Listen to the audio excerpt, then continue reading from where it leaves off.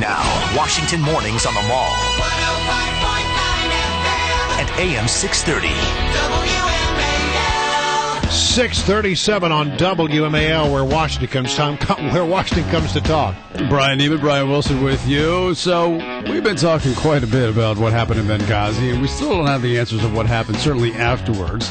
I'm trying to figure that all out. Jim Carafano joins us now, Director of Foreign Policy Studies at the Heritage Foundation. Jim, how are you? Good morning. Hey, good to be with you. All right, so why do you think, you talk to a lot of different people in the intelligence world and around the White House for that matter, why has the, quote, story evolved over the last couple of weeks?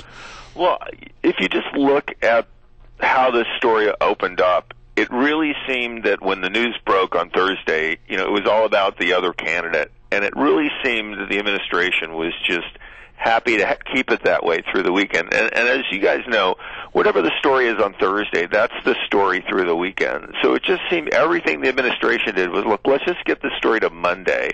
And it's kind of a drive-by shooting on the other guy. And then, eventually, facts will come out. But by then, everybody will have moved on. But that didn't happen a lot because there were lots of things that I think, unfortunate for the administration, that kept in the news, including everything that happened at the UN.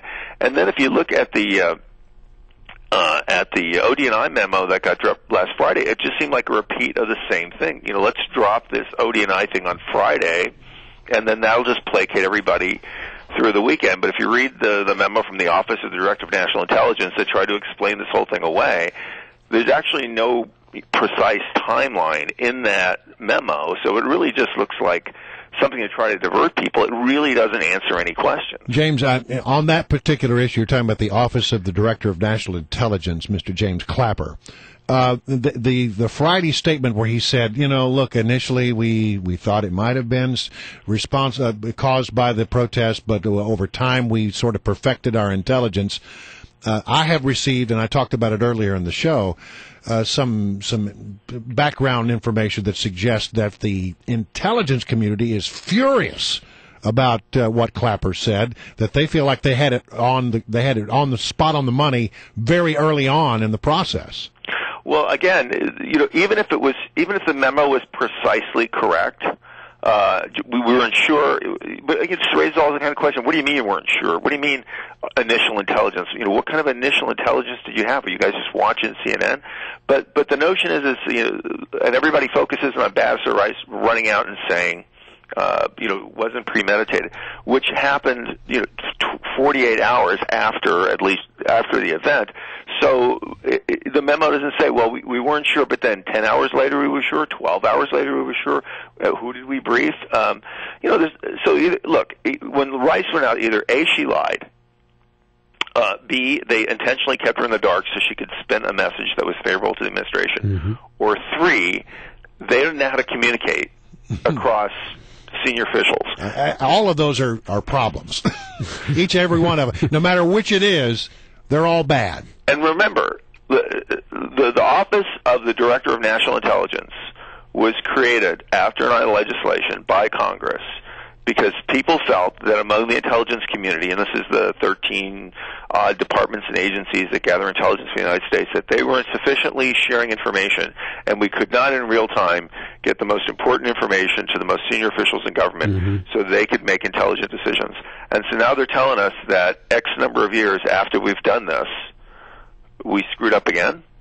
So basically what we're saying is that the Director of National Intelligence, that position was not necessarily a great idea. Well, or it's not being implemented the way it should be. A, it was a bad fix. B, the person that's doing it can't do their job. Or C, they did a political statement to try to provide coverage. Well, that's what I'm worried about. That's what I think it is. The DNI is now just another political office. Well, here's what we know about the DNI, right? The DNI, it's interesting because Clapper has been kind of completely marginalized. He really is not a mover and shaker in the intelligence community. Brennan, who's the CT guy in the National Security Council, he calls all the shots. He makes all the decisions. He's a very operational guy, so he gets down to the details of things. So, Clapper basically, sits over at Liberty Crossing and has a really nice office. So it's strange to hear, and it's not Clapper making the statement. Let's remember that. It's just some, peon, public advisor issuing this statement again on a Friday afternoon when nobody's really supposed to be paying attention to these things. Well, I remember it wasn't too long ago when Clapper was doing an interview with ABC and Diane Sawyer, and he didn't know that a whole bunch of arrests were made in Britain, terrorist arrests. Yeah, so nobody really wants. It's not like they're throwing Clapper out there. They don't even talk to him really.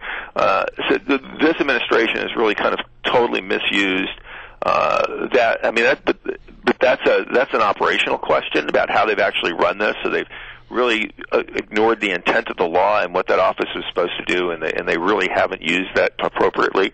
But what we're really seeing here is an administration which is just trying to spin the message which most makes the administration look at. And it's not everybody, it's not just this. Look, there's a whole pattern of here. Look at the things that have been pulled down from the State Department website. They made all these Twitter posts on Cairo. They pulled them all down. They made a statement about what happened. They pulled it down. They had an intelligence assessment that was on the website. They pulled that down. So they're actually trying to take information back. I have been told by people in a position to know that the intelligence people have a hard time getting to Obama. And we know, for example, that until recently he wasn't attending the daily national security briefing. Yeah, I hear that all the time from folks inside. Another good example of that was, if you remember this Stuxnet virus, which was apparently the United States partnered with the Israelis on this project, and the intelligence that we had done that was leaked. The people in the NSA and stuff, they were stunned that this was the top of the top secret, and some senior administration official could just go and leak this. So the leaking from the top that the guys underneath don't know about, that has been a consistent pattern.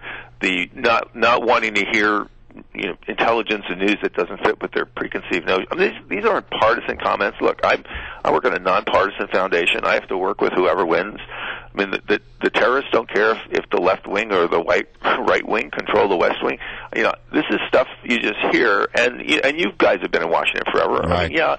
There's buzz and everything else, but a lot of times when you hear the story from people who honestly really don't have a dog in this fight, and they're just telling you, how they live their lives every day, obviously they're not all talking to the president, but it does kind of raise red flags. Yeah, I agree. One question before we let you go. OMB, I should say, told defense contractors, hey, don't worry about putting out those notices for the WARN Acts in case you have to have mass layoffs because of sequestration. If you wind up having to go to court, we'll cover it. It'll be covered by the contracting federal agency. Boy, that seems like a road you don't want to go down, and as Lindsey Graham said, it may be illegal. Yeah. Well, I think the administration looks at the numbers and they think, oh, we're going to win this, and as soon as we win, Republicans are going to cave on taxes and we'll have a deal. So they give the companies, so they plausibly have something. Well, we had due diligence. We had a promise from the government that they were going to cover us, so we're not assuming any risk here. And if Obama's going to win, we don't want to make him mad. So that's what's going on. All right, James Carafano from the Heritage Foundation. Always a pleasure to have you on. Thanks, James. Good to be with you.